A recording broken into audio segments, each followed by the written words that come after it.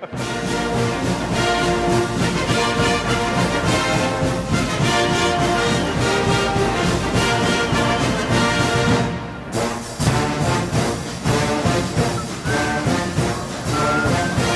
welcome back again to PonyFans Live here at Lakewood's 1st and 10 at the corner of Mockingbird at Abrams in Dallas. Also brought to you by Game Day Cloth. Love your team, love your clothes. Check out their store at Legacy in the Tollway and their grand opening this Friday, September 10th. Visit GameDayCloth.com. And brought to you by PonyFans.com, the oldest, largest, and only free website dedicated to the SMU Mustangs and Pony fans everywhere. We're joined now by Lance McIlhenny, who, again, won more games than any quarterback in the history of the Southwest Conference. And again, when you think about the great players who played in that conference at all the different schools around the state, and I guess you have to include Arkansas, that's a hell of an accomplishment. Nobody ever won more games than Lance. Catch us up. You graduated in 82, 83. Where are you now? What are you doing? I did graduate. That's the good news. You did graduate, all right. I actually graduated in 1985, and I should have gotten out in 84, but 85 was one extra semester to get out. But I'm a little nervous because I don't go into bars too often, and this is a good environment.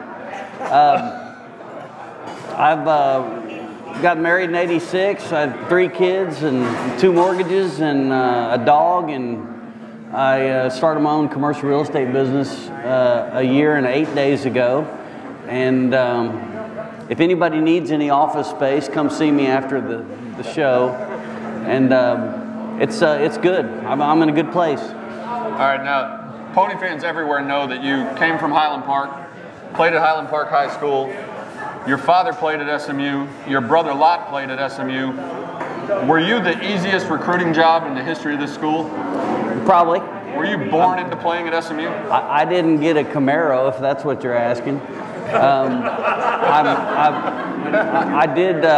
I received a Cutlass Calier with T-tops, which is exactly what I wanted from an alumni, but that alumni happened to be my dad. So I was probably a pretty easy target as recruiting goes. And they couldn't bust you for getting something from your dad, right? They haven't yet. All right, okay, good. Did other schools even try to recruit you, or did they just assume you were a lock for SMU? Well, I was recruited, and back then they were talking a long time ago, and alumni from various schools could send letters and notes, and it's against the rules now, but I basically looked at Alabama and Arkansas and Texas a little bit, but I took my official recruiting visits to Arkansas and Alabama, and I'd much rather be in Dallas. Don't blame you a bit.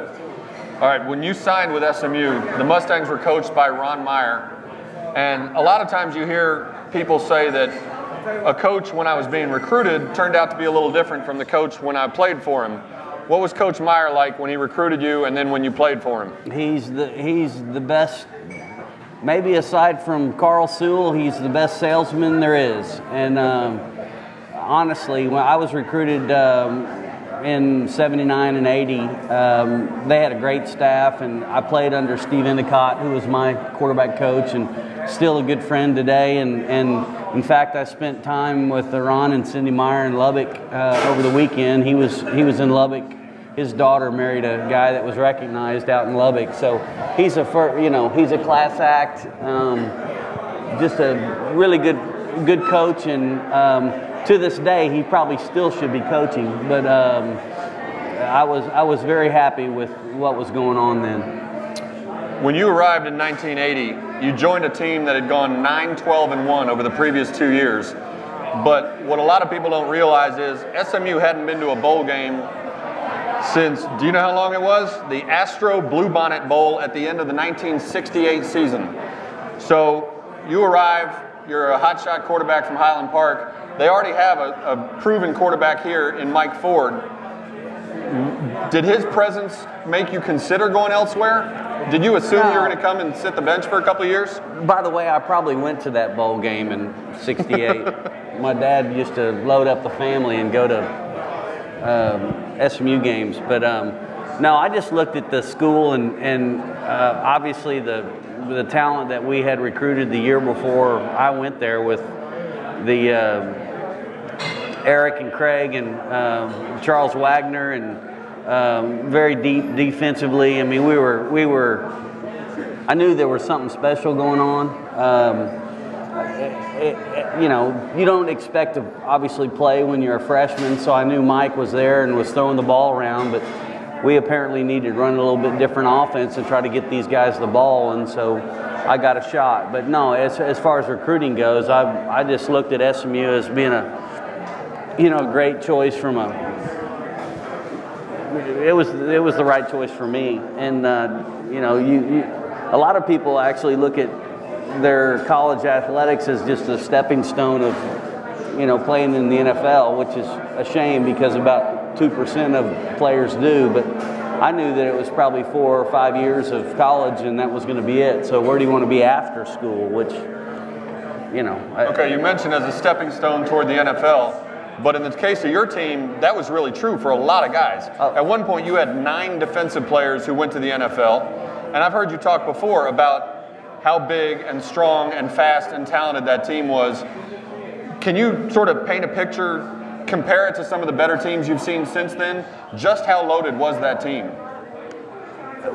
We were as good as any team in the country. I mean, we had guys 1 and 2 and 3 deep that could play on every down, and obviously a lot of those guys went on to play pro ball.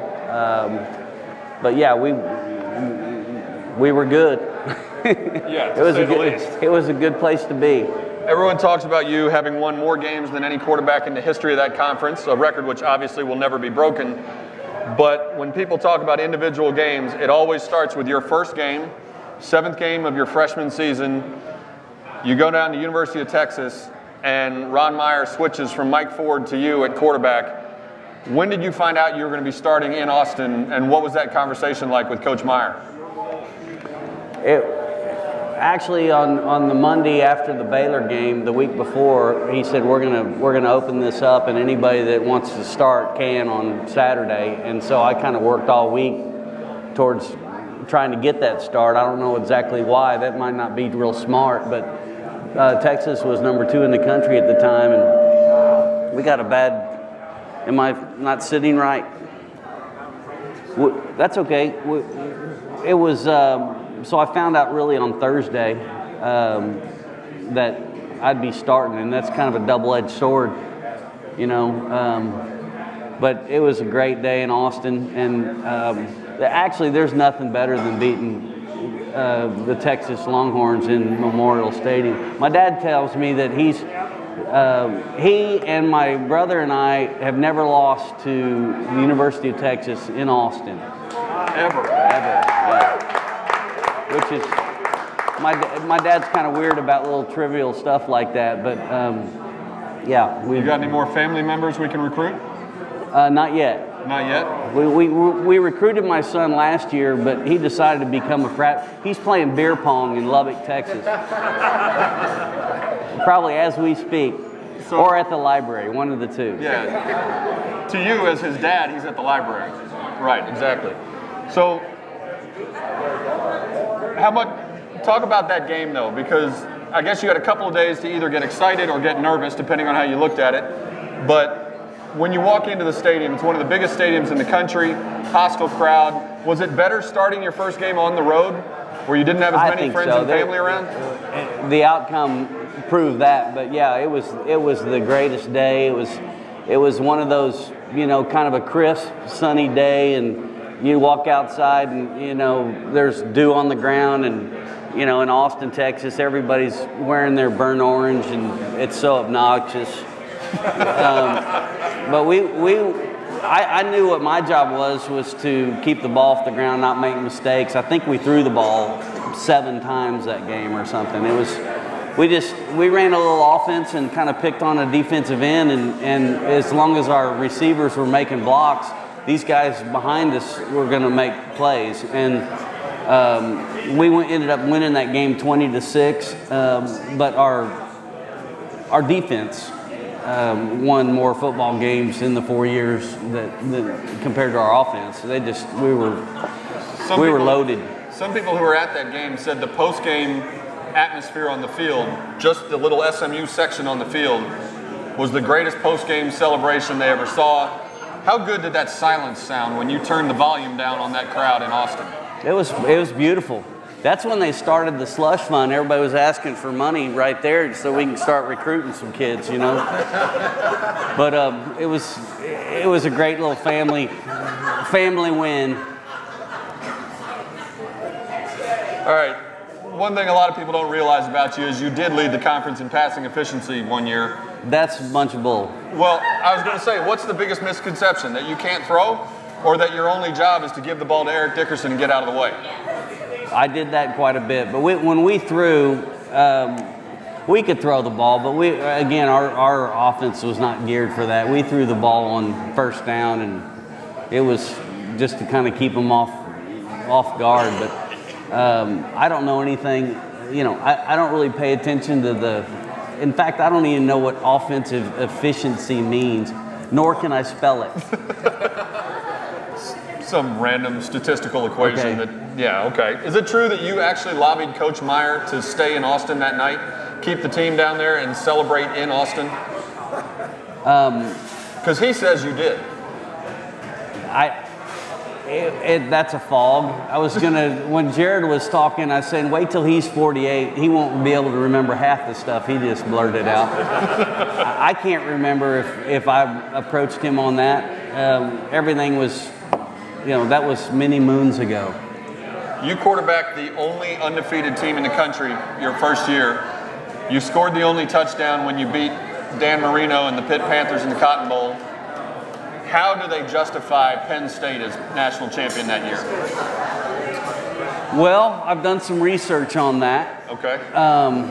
There's a deal called the National Football Foundation, and within that foundation, there's 36 different entities that vote for a national champion. And that particular year, actually in 81 or 82, there was 2 votes for SMU for national champions, and in the next year there was 1. But the bottom line is Joe Paterno had never won a national championship, and it was, you know, the and 30 years ago he was getting old, right? People thought he was going to retire?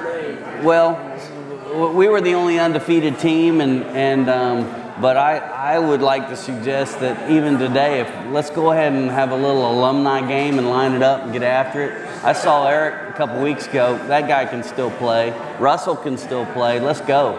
I'm just going to play guard. Instead of quarterback? Yeah, put me down on the line. I'll pull around and try to block somebody. Okay, now Russell's from Philadelphia, so he said he knew virtually everyone on the Pitt team that you guys beat, and he knew virtually everyone on the Penn State team. How much did you know about the Penn State team, and how would that have gone if you guys had gotten together in a playoff game? I have no idea.